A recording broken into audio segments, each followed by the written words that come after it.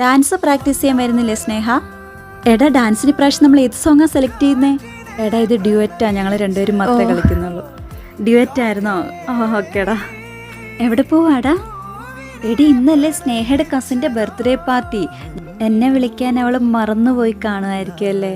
എടി വേറൊന്നും കൊണ്ടല്ല, ഞാനാണെ ഓൾറെഡി ഇപ്പോഴേ ലേറ്റാ. അത് കുഴപ്പമില്ല, നീ പോയിട്ട് വാ, വെറുതെ ലേറ്റ് ആക്കണ്ട. എടാ എന്താ പരിപാടി? ഞങ്ങൾ മൂവിക്ക് ടിക്കറ്റ് ബുക്ക് ചെയ്യുമായിരുന്നു. മൂവിക്ക് പോവാണോ?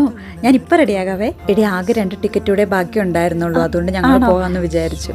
എങ്കിൽ കുഴപ്പമില്ല, നിങ്ങൾ പോയിട്ട് വാ. എടാ ടൈം കാണുമോ? നമ്മുടെ ഗ്രൂപ്പിൻ്റെ പ്രൊജക്റ്റ് നമുക്ക് ചെയ്താലോ? എടി ഞങ്ങൾ ഇന്നലെ തന്നെ പ്രൊജക്റ്റ് ചെയ്യാൻ തുടങ്ങിയായിരുന്നേ, ഇപ്പം ഏകദേശം കഴിയാറായി. ഇതുവരെ നിൻ്റെ ഇൻവോൾവ്മെൻ്റ് ഒന്നും വന്നുമില്ലല്ലോ.